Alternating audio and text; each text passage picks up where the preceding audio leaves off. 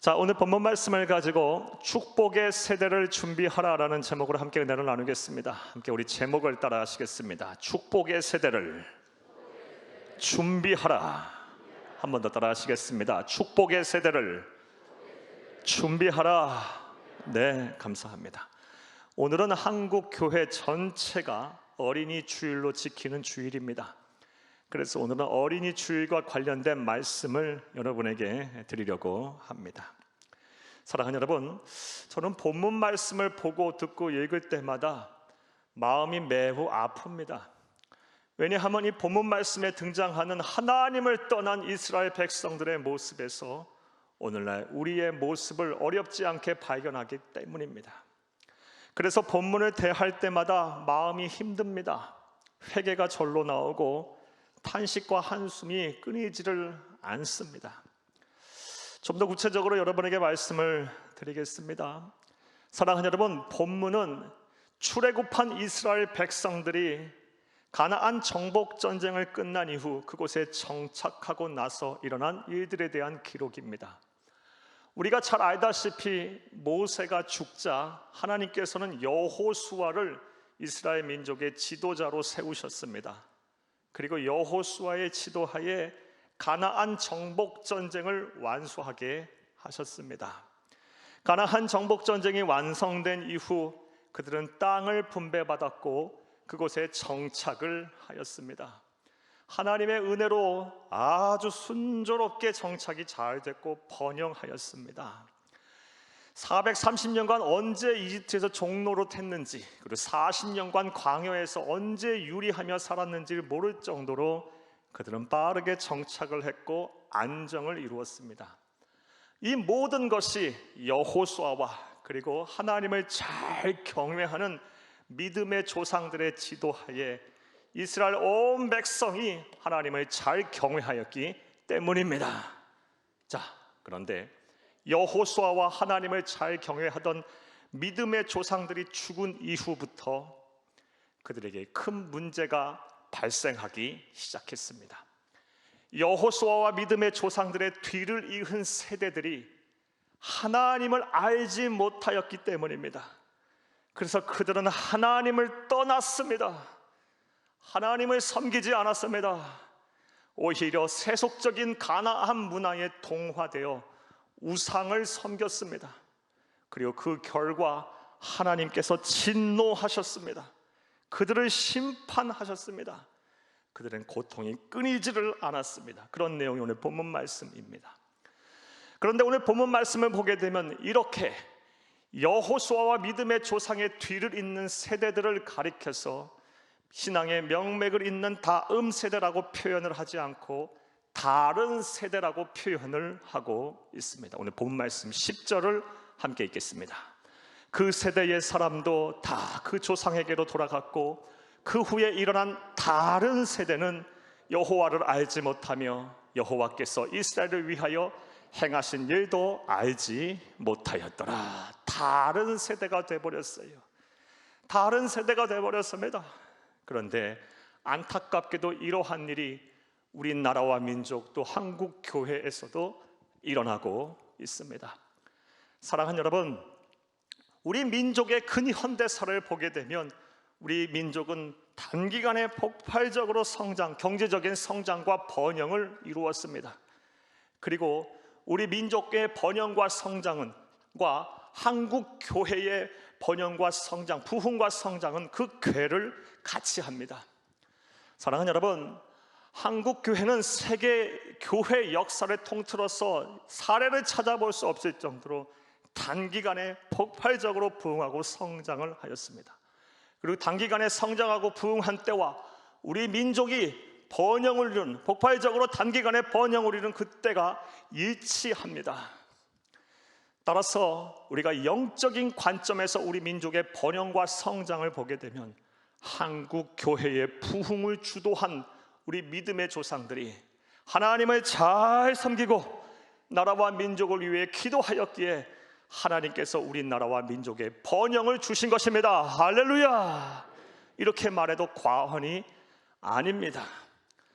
그런데 그렇게 하나님을 잘 섬기고 한국 교회의 부흥과 성장을 주도했던 우리 믿음의 조상들, 믿음의 선배들이 흐르는 세월 속에 역사의 뒤안길로 이렇게 사라져가자 그 뒤를 잇는 다음 세대들은 안타깝게도 하나님을 모르는 세대들이 대다수를 우리 사회가 지금 차지하고 있습니다.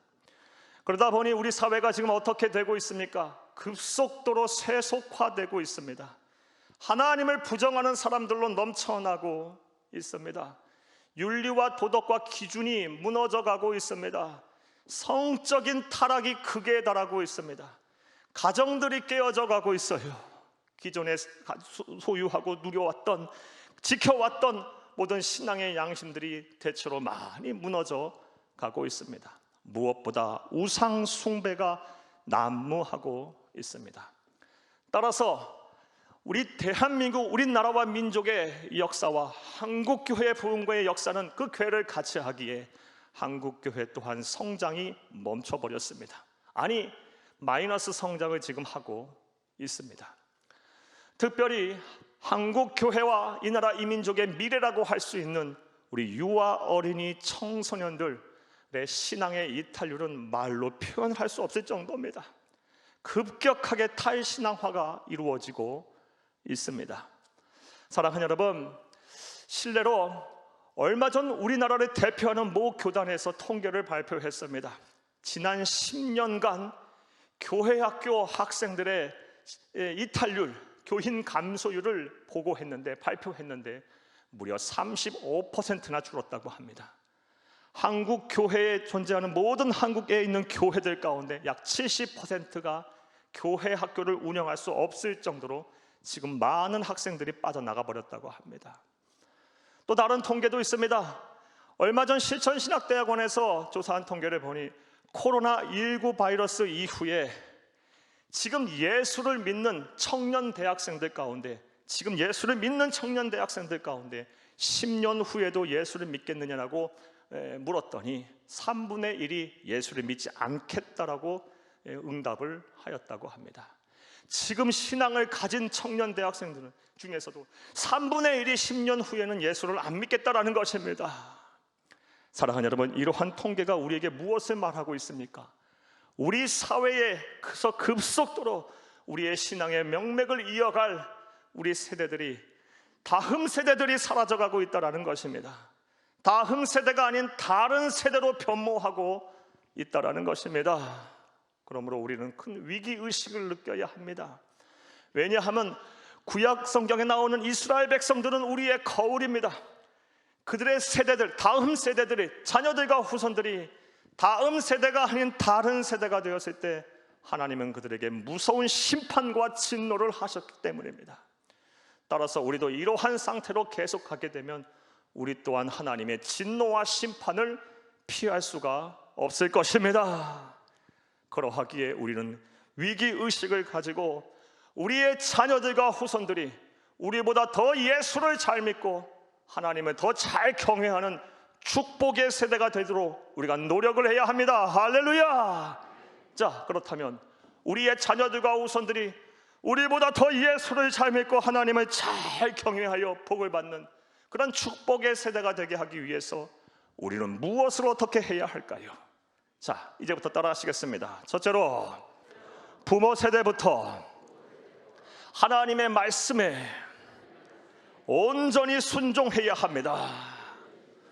부모 세대인 저와 여러분부터 하나님의 말씀에 온전히 순종할 때 우리의 자녀들과 우리의 후손들이 축복의 세대가 될 것입니다.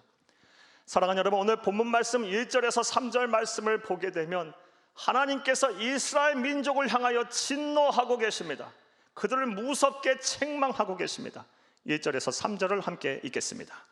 여호와의 사자가 길갈에서부터 복임으로 올라와 말하되 내가 너희를 애굽에서 올라오게 하여 내가 너희의 조상들에게 맹세한 땅으로 들어가게 하였으며 또 내가 이르기를 내가 너희와 함께한 언약을 영원히 어기지 아니하리니 2절 너희는 이 땅의 주민과 언약을 맺지 말며 그들의 제단들을 헐라하였거늘 너희가 내 목소리를 듣지 아니하였으니 어찌하여 그리하였느냐. 3절 그러므로 내가 또 말하기를 내가 그들을 너희 앞에서 쫓아내지 아니하리니 그들이 너희 옆구리의 가시가 될 것이며 그들의 신들이 너희에게 올무가 되리라 하였노라. 아멘. 사랑하는 여러분, 이 말씀대로 하나님이 진노와 책망하신 말씀대로 오늘 본문 말씀을 보게 되면 이스라엘 민족들은 고통을 당했어요. 옆구리에 가시가 찔리듯이 그런 고통을 당했어요. 자, 그렇다면 왜 하나님께서는 이렇게 무섭도록 이스라엘 민족에게 진노하고 책망을 하셨을까요? 그 이유가 무엇일까요? 우리가 읽어서 보아서 알다시피 사랑하는 여러분, 이스라엘 민족들은 하나님의 말씀에 온전히 순종을 하지 않았기 때문입니다. 하나님을 알고 하나님의 행하신 일을 잘 알았던 이 믿음의 1세대 부모 세대들이 하나님의 말씀에 온전히 순종을 하지 아니하였기에 하나님께서는 이들을 향하여 무섭게 진노하고 책망하신 것입니다. 사랑하는 여러분, 출애굽기 23장 30절에서 35절 말씀을 33절 말씀을 보게 되면 하나님께서 일찍이 모세에게 다음과 같은 명령을 하셨습니다. 이스라엘 민족에게 명령하셨습니다. 너희가 가나안 땅에 들어가거들랑 그곳에 거하는 모든 부족들을 다 쫓아내라 라고 말씀을 하셨습니다. 이게 명령이었어요. 하지만 오늘 본문 말씀의 직접적인 배경이 되는 말씀인 사사기 1장 26절에서 36절 말씀을 보게 되면 이스라엘 민족은 그 명령을 지키지 않았습니다. 할 수 있는데 그리하지 않았습니다. 다 쫓아내지 않았습니다. 자, 그다음 또 생각을 해보겠습니다. 그들이 그렇게 하나님의 말씀에 불순종한 이유가 무엇일까요? 충분히 그럴 능력이 되었는데 가나안 땅에 있는 모든 분족을 몰아내지 않은 그 이유가 무엇일까요? 그 이유 또한 아주 간단합니다. 그렇게 하는 것이 자신들에게 경제적인 이득이 될 거라고 생각을 했기 때문입니다. 사랑하는 여러분, 그들은 생각을 했어요. 부족들을 다 쫓아내지 아니하고 그들을 적절하게 통제하고 지배하여 노예로 삼으면 경제적인 이익이 될 거라고 생각을 했던 것입니다. 그리고 그들을 착취해서 그들에게 세금을 걷어내면 경제적인 또 이익이 될 거라고 생각을 했던 것입니다. 사랑하는 여러분, 그런데 이러한 생각들은 아주 우매한 생각이었어요. 한 치 앞도 내다보지 못하는 그러한 잘못된 생각이었습니다. 그리고 판단이었고 선택이었습니다. 이스라엘 백성들이 강성할 때는 효과적으로 그들을 지배했어요. 하지만 그때는 잠시 잠깐이었고 상황이 역전이 됐어요. 가나안에 쫓아내지 않았던 그 부족들이 오히려 강성해져서 이스라엘 민족에 끊임없이 고통을 주었습니다. 사랑하는 여러분, 무엇보다 믿음의 1세대들이 하나님의 말씀에 온전히 순종을 하지 않았더니 그 피해와 고통이 고스란히 누구에게 임했냐? 자녀들과 후손들에게 임했습니다. 사랑하는 여러분, 믿음의 1세대들의 불순종으로 인하여 자녀들이 고통을 받았어요. 그들이 다음 세대가 아닌 다른 세대가 된 것은 자녀들이 부모가 쫓아내지 않은 하나님의 말씀에 순종하지 않은 쫓아내지 않은 부족들 때문이에요. 그들의 문화와 그들의 가치관에 동화돼서 하나님을 알지 못하는 다른 세대가 돼버린 것입니다. 할렐루야. 따라서 우리는 이러한 이스라엘 민족을 보면서 귀한 영적인 교훈을 얻습니다. 사랑하는 여러분, 잘 들으시기를 부탁합니다.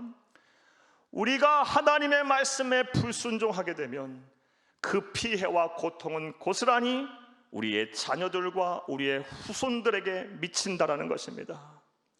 우리가 불순종하게 되면 그 피해와 고통은 우리의 자녀들과 우리의 후손들의 몫이라는 것입니다. 성경을 보면 이러한 예가 참 많이 나옵니다. 그 중에서 한 사례를 여러분에게 더 소개하면 열왕기상 11장에 나오는 솔로몬이 그 예가 될 수 있겠습니다. 사랑하는 여러분, 솔로몬 왕은 우리가 잘 알다시피 다윗에 이어 이스라엘의 제3대 왕이 된 사람입니다. 그런 초기에는 젊을 때에는 아버지 다윗의 본을 따라 신앙을 철저하게 지켰으며 하나님을 잘 경외했습니다. 그리고 지혜를 구하는 왕이었습니다. 하나님께서는 그에게 지혜뿐만이 아니라 구하지 않은 부와 명예까지 허락을 하셨습니다. 그런데 노년에 이르러 말년에 이르러 그는 완전히 변화됐어요. 그는 하나님을 섬기지 않았어요. 타락했습니다. 우상을 숭배했어요. 그런 자를 향해서, 그런 솔로몬을 향해서 하나님은 2번이나 나타나셔서 경고하셨어요. 하지만 끝까지 하나님의 말씀에 그가 불순종을 했습니다. 그 결과 어떻게 됐을까요? 열왕기상 11장 11절에서 13절을 함께 읽겠습니다. 여호와께서 솔로몬에게 말씀하시되 네가 이러한 일이 있었고 또 네가 내 언약과 내가 네게 명령한 법도를 지키지 아니하였으니 내가 반드시 이 나라를 네게서 빼앗아 네 신하에게 주리라. 12절 그러나 네 아버지 다윗을 위하여 네 세대에는 이 일을 행하지 아니하고 네 아들의 손에서 빼앗으려니와 오직 내가 이 나라를 다 빼앗지 아니하고 내 종 다윗과 내가 택한 예루살렘을 위하여 한 지파를 네 아들에게 주리라 하셨더라. 아멘. 솔로몬 왕의 불순종으로 인하여 그 아들이 때에 그 나라를 빼앗겼어요. 나라가 2쪽이 났어요. 그리고 그 2나라가 철천지 원수가 됐어요. 수백 년 동안. 다만 솔로몬 때에 그 어려운 일을 겪지 않게 하신 이유는 아버지 다윗의 믿음 때문에 하나님께서는 그 아들을 지키신 거예요. 하지만 솔로몬이 하나님의 말씀에 불순종하자 그 피해와 고통이 고스란히 그 자녀들과 후손들에게 미친 것입니다. 사랑하는 여러분, 이처럼 믿음의 1세대 우리들이 하나님의 말씀에 불순종하게 되면 반드시 그 피해와 고통은 우리의 자녀들과 후손들에게 이르는 것입니다. 자, 이제 여러분에게 한번 여쭤보겠습니다. 지금 여러분의 삶의 자리에서, 사역의 자리에서 지금 하나님의 말씀에 불순종하고 계시는 것이 무엇입니까? 사랑하는 여러분, 그것이 무엇입니까? 이제 그것들을 다 순종으로 바꾸어 나가시기를 간절히 주의 이름으로 축복합니다. 그리하면 우리의 자녀들과 후손들이 복을 받게 될 거예요. 축복의 세대가 될 것입니다. 할렐루야. 자, 우리의 자녀들이 우리보다 더 예수를 잘 믿고 하나님을 잘 경외하는 축복의 세대가 되기 위해서 우리가 해야 할 일이 무엇입니까? 첫 번째로 우리가 더 하나님의 말씀에 순종하고 온전히 그 말씀을 준행해야 할 줄로 믿습니다. 자, 두 번째로 우리가 무엇을 해야 할까요? 따라 하시겠습니다. 둘째로 자녀들에게 신앙교육을 철저하게 해야 합니다. 자녀들에게 신앙교육을 철저하게 할 때 비로소 우리의 자녀들이 축복의 세대가 될 것입니다. 사랑하는 여러분, 여기서 말하는 자녀들이란 어린 자녀들만을 말하고 있는 것이 아닙니다. 지금 장성하여 내 품을 떠난 자녀라 할지라도 다 우리 앞에서는 어린 자녀들이에요. 그렇지 않습니까? 하나님의 나라가는 그날까지, 우리의 목숨이 붙어있는 날까지 우리의 자녀들은 우리가 기도하고 또 우리가 섬기고 또 우리가 사랑해야 될, 또 우리가 책임져야 할 자녀들 아닙니까? 지금 내 품에 있건 장성하여 내 품을 떠났던 간에 우리는 그들에게 신앙교육을 철저하게 해야 합니다. 그리할 때 비로소 우리의 자녀들이 하나님을 잘 경외하여 복을 받는 축복의 세대가 될 것입니다. 할렐루야. 오늘 본문 말씀을 보게 되면요, 사랑하는 여러분, 가나안 땅의 정복 전쟁을 끝난 후 가나안 땅에 정착한 이 하나님을 잘 경외했던 세대들은 본인들은 하나님을 잘 알고 하나님의 행하신 일을 잘 알았지만 자녀들과 후손들에게는 신앙교육을 철저하게 하지 않았어요. 그래서 오늘 본문 말씀을 보게 되면 그 자녀들과 후손들은 다른 세대가 되었고 하나님을 알지도 못하고 하나님이 행하신 일도 모르는 그런 캄캄한, 영적으로 캄캄한 세대가 되어버렸어요. 오늘 본 말씀 10절 말씀을 다시 한번 읽겠습니다. 그 세대의 사람도 다 그 조상에게로 돌아갔고 그 후에 일어난 다른 세대는 여호와를 알지 못하며 여호와께서 이스라엘을 위하여 행하신 일도 알지 못하였더라. 사랑하는 여러분, 그들 믿음의 부모 세대들은 하나님을 알고 하나님의 행하신 일들도 다 알았고 또 그런 복을 누렸지만 자녀들과 후손들에게는 신앙교육을 하지 않아서 그들은 하나님을 모르는 세대가 됐어요. 자, 그렇다면 왜 믿음의 부모들은, 본인들은 그렇게 하나님을 알고 하나님을 행하신 일도 알았으면서도 자녀들에게는 신앙교육을 하지 않았을까요? 그래서 왜 그렇게 다른 세대가 되게 만들어 놨을까요? 그 이유가 무엇일까요? 그 이유 또한 매우 간단합니다. 그 이유는 그들이 가나안 정복 전쟁을 끝나고 정착하게 되자 편안해졌어요. 그리고 풍요로워졌어요. 그리고 그 평안해진 것과 풍요로워진 것이 누구로부터 비롯된 것인가를 잊었기 때문입니다. 하나님이 그들에게 그런 복을 주신 건데 그 하나님이 복을 주셨다라는 것을 잊어버렸기 때문에 그들이 자녀들과 후손들에게 교육을 하지 않은 것입니다. 신앙교육을 하지 않은 거예요. 사랑하는 여러분, 좀 더 구체적으로 여러분에게 말씀을 드려보겠습니다.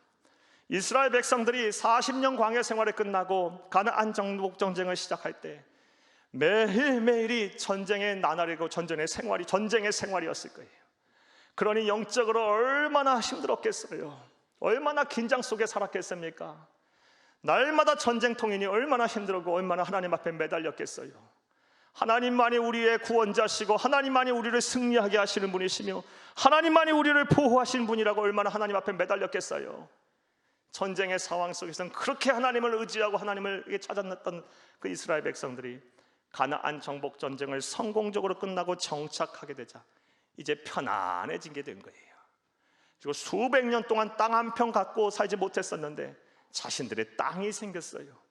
그곳에서 농사도 짓고 가축도 키우고 사니 얼마나 재밌고 신났겠습니까? 거기다가 쫓아내지 않은 부족들이 힘든고 어려운 일들까지 다 해주니 얼마나 편안해졌겠어요.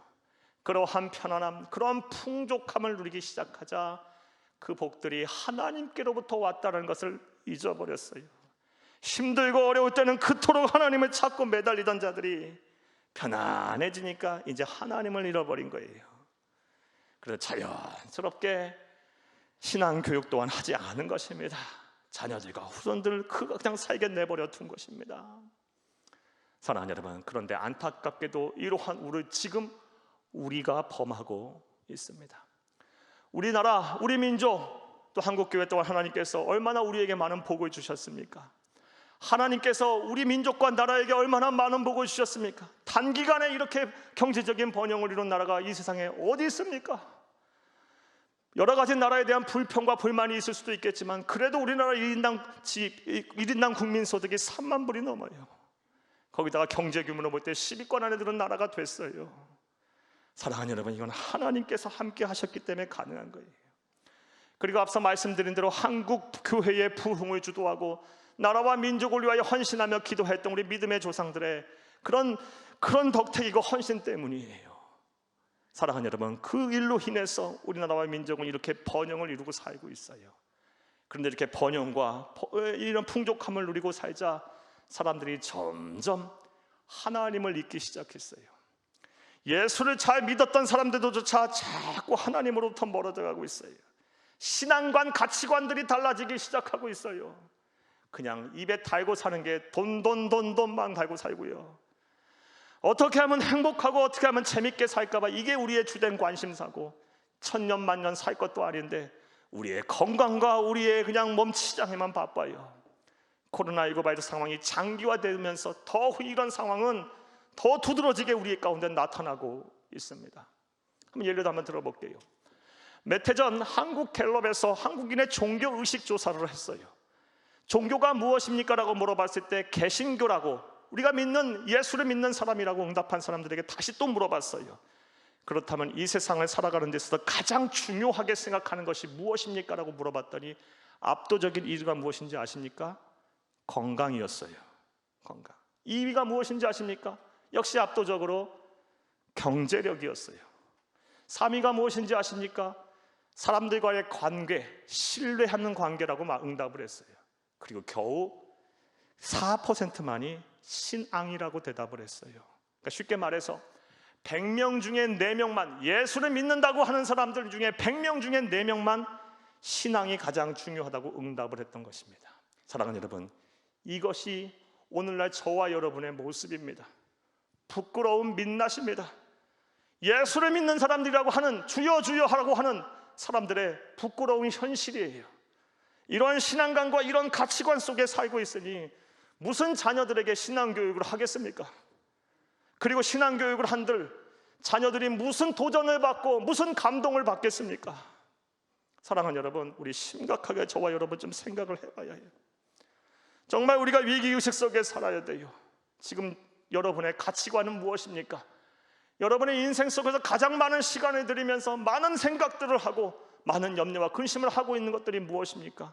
예수입니까? 하나님의 나라입니까? 주의 복음입니까? 영혼 구원입니까? 아니면 무엇을 먹을까? 무엇을 입을까? 무엇을 마실까? 이 현실의 문제와 현실의 이 상황 속에만 급급해하고 계시지는 않습니까? 분명하게 우리는 달라져야 합니다. 그러지 않는다면 우리뿐만이 아니라 우리의 자녀들과 우리의 후손들은 우리와는 전혀 다른 세대가 될 것입니다. 축복의 세대가 아닌 하나님의 진노와 심판을 받는 세대가 될 것입니다.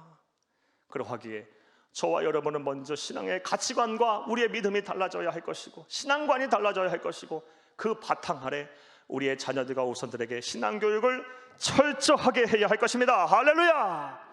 자, 그렇다면 또 생각을 해보겠어요. 우리가 무엇을 가르쳐야 할까요? 어떠한 신앙교육을 해야 할까요?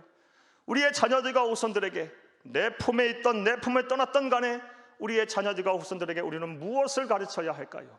여러분 잘 들으시기를 부탁합니다. 먼저 신앙의 기본을 가르쳐야 합니다. 신앙의 기본을 가르쳐야 돼요. 전 지금부터 6가지의 신앙의 기본을 여러분에게 말씀드릴 거예요. 여러분 마음에 잘 새기시고 적으시고, 여러분들부터 이 신앙의 기본을 잘 지키시고 여러분의 자녀들과 후손들에게 잘 권면하고 가르치시기를 간절히 주의 이름으로 축복합니다. 축복합니다. 이 기본이 잘 돼야 모든 일을 하든 간에 이 기본이 탄탄해야 발전이 있고 성장을 할 수가 있는 거예요. 신앙의 기본 첫 번째, 여러분이 잘 지키고 여러분의 자녀들과 후손들에게 전하고 가르쳐야 할 신앙의 기본 첫째 번째는 예배 생활입니다. 예배예요. 예배보다 더 하나님을 기쁘시게 하는 행위는 없습니다. 예배를 생명같이 귀하게 여기시고 예배를 생명같이 귀하게 여기도록 자녀들과 후손들에게 가르치시기를 간절히 주의 이름으로 축복합니다. 예배 생활이 엉망인 자는 대단한 봉사와 헌신의 자리에 있다 할지라도 그 사람은 신앙생활은 잘못된 거예요. 예배부터가 시작이 되는 거예요. 두 번째 신앙의 기본은 기도와 말씀 중심의 삶입니다. 기도와 말씀 중심의 삶, 이것을 한 단어로 하게 되면 경건생활입니다. 경건생활. 성경과 기독교 2000 역사를 통해서 하나님께서 쓰신 사람, 영적인 거장들은 한 사람도 예외 없이 다 이 경건생활에 힘썼던 사람들입니다. 힘들고 어려울 때마다 하나님 앞에 기도했던 사람들이고, 그렇지 않더라도 하나님과 늘 교제하는 삶을 살았던 사람들이고, 하나님의 말씀 속에 살았던 사람들입니다. 그 말씀을 지키기 위해 몸부림치며 살았던 사람들은 한 사람도 예외 없이 하나님께 다 복을 받았고 하나님께 다 사용하셨습니다. 사랑하는 여러분, 기도와 말씀 중심의 삶, 경건생활은 성도의 신앙의 기본 중에 또 기본입니다. 세 번째로 우리가 먼저 열심히 준행해야 했고 우리의 자녀들과 후손들에게 전해야 할, 가르쳐야 할 신앙의 기본이란 교회 중심적 신앙생활입니다. 교회 중심적 신앙생활. 사랑하는 여러분, 교회는 예수 그리스도의 몸입니다. 그리고 이 예수 그리스도의 몸인 교회를 가지고 하나님께서는 이 땅에 당신의 나라를 이루실 것입니다. 때로는 교회가 옳지 않은 일들을 행하고 그릇된 길을 행하여 사회적인 비난도 받고 어려움을 당할 수도 있습니다. 그러기도 합니다. 오늘날 또 그런 모습을 보이기도 합니다. 사랑하는 여러분, 그렇다고 해서 하나님께서는 교회를 절대로 버리지 않으실 것입니다. 않습니다. 왜냐하면 그것이 교회가 예수 그리스도의 몸이기 때문입니다. 몸이 마음에 안 든다고 버리는 사람이 있습니까? 아니죠. 마음에 안 든다면 고쳤습니다. 교회도 마찬가지예요. 교회가 교회다움을 보여주지 못할 때는 하나님께서 교회를 막 아프게 하세요. 교회에게 막 고통을 주세요. 그렇게 해서 새롭게 변화되고 새롭게 갱신이 되어 다시금 교회를 통해서 하나님의 나라를 이루셔요. 그러하기에 성도는 교회 중심적으로 신앙생활을 해야 되는 거예요. 오늘날 혼자서도 신앙생활을 할 수 있다고 자부하는 사람들이 많아요. 비성서적인, 비성경적인 신앙관이에요. 우리 신앙생활은 항상 하나님의 말씀인 성경에 근거해서 신앙생활을 해야 옳은 것입니다. 교회 중심적으로 여러분의 신앙생활을 하시고 자녀들과 후손들에게 잘 가르치시기를 간절히 주의 이름으로 축복합니다. 네 번째 신앙의 기본이란 전도와 선교하는 삶입니다. 사랑하는 여러분, 전도와 선교, 다른 말로 영혼 구원은 우리 구주 예수 그리스도의 피 맺힌 소원이자 유언입니다. 우리 예수님께서 승천하시면서 마지막으로 우리에게 당부하신 유언의 말씀이 무엇입니까? 가서 제자 삼으라, 땅끝까지로 내 증인이 되라, 믿고 세례를 베풀어라. 하나님의 백성이 되게 하라. 전도하라, 선교하라라는 것이에요. 사랑하는 여러분, 세상에 아무리 불효자라 할지라도 부모의 유언만큼은 마음에 두고 지키는 법이에요. 따라서 저와 여러분, 우리의 마음속에 늘 전도와 선교에 거룩한 부담감을 갖고 살아야 합니다. 그리고 전도하고 선교해야 합니다. 이것이 바로 이 신앙의 기본 중에 또 기본입니다. 자, 다섯 번째 신앙의 기본, 우리가 지키고 우리의 자녀들과 후손들에게 가르쳐야 할 신앙의 기본은 어려운 이웃을 돌보고 또 섬기는 삶입니다.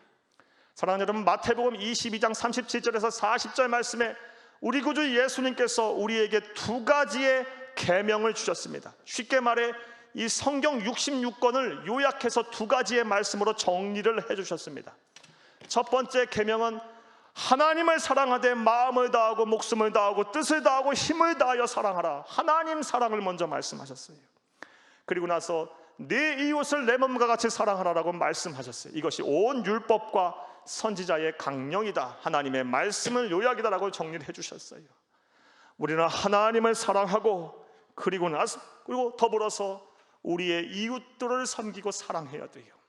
어렵고 힘든 삶을 사는 이웃들을 돌봐야 돼요. 사랑하는 여러분, 그런데 많은 사람들이 생각해요.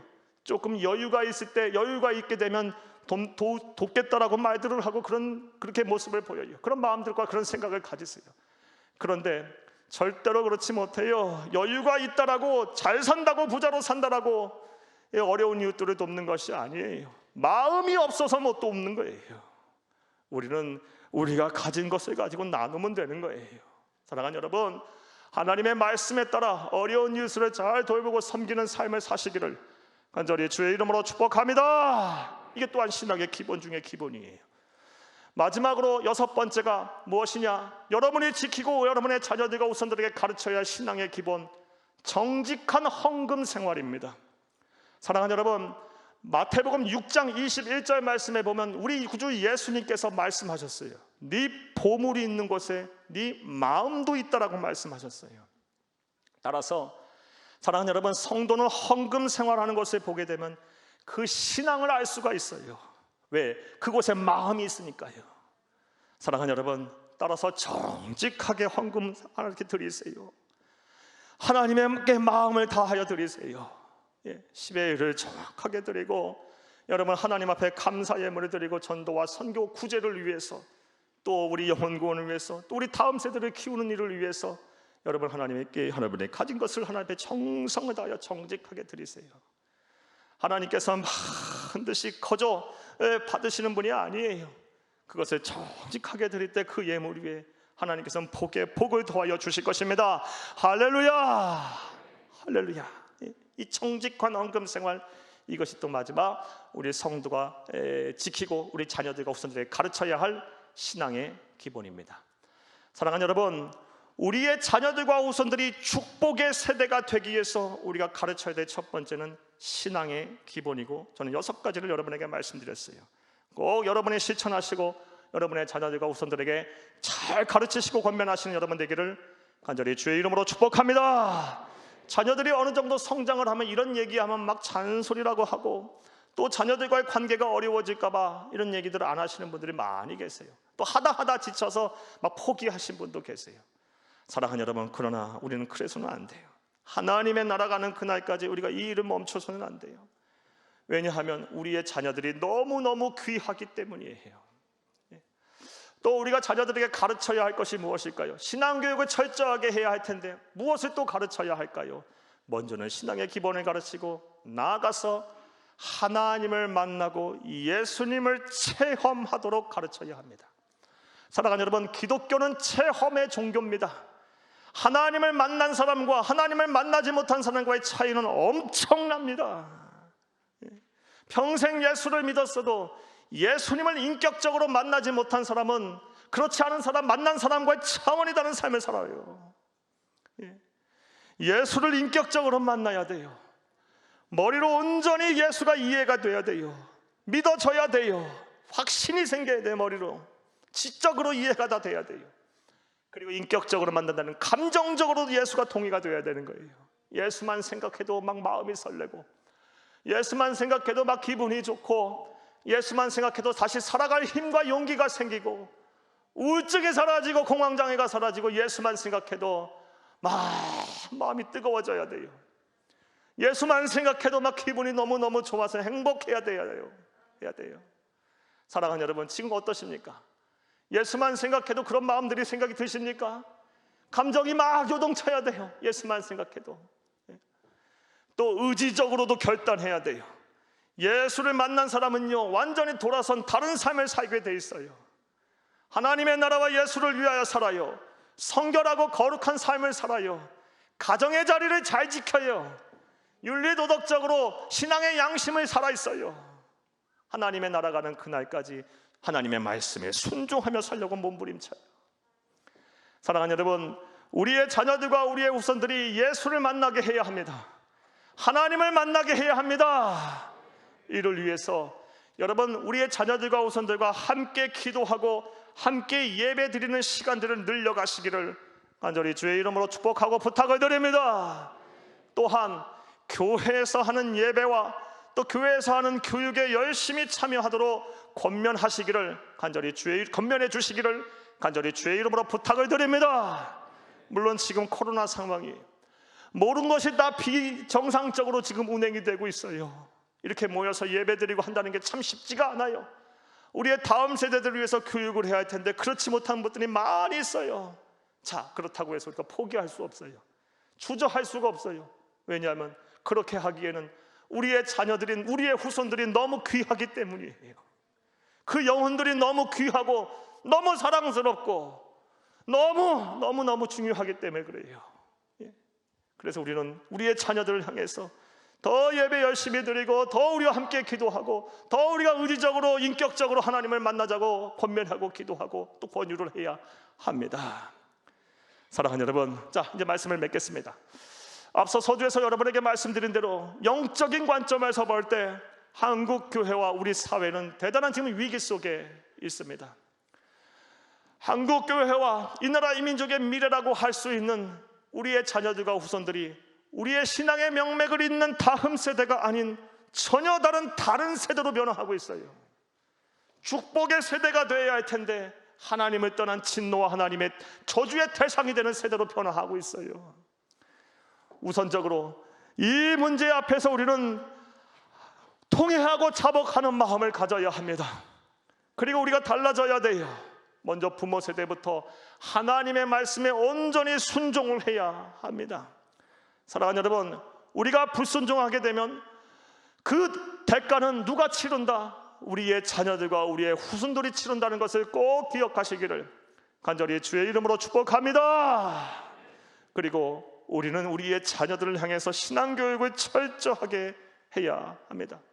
신앙의 기본을 잘 가르치시고 하나님을 만날 수 있도록 잘 유도하고 권면하시기를 간절히 부탁을 드립니다. 주의 이름으로 부탁을 드립니다. 그리하게 되면 하나님께서는 사랑이셔서 우리에게, 우리 교회에게, 한국 교회에게, 이 나라 이 민족에게 또 다른 기회를 주실 것입니다. 우리의 자녀들과 우리의 후손들을 축복의 세대로 만들어 주실 것입니다. 하나님의 나라를 경영하고 하나님의 나라를 확장하고 하나님의 나라를 준비하는 그런 귀하고 복된 축복의 세대가 되게 하실 것입니다. 이런 은혜와 복이 저와 여러분의 복이 되고 한국교회의 복이 되고 이 나라 이 민족의 복이 되기를 간절히 주의 이름으로 축복합니다. 축복합니다.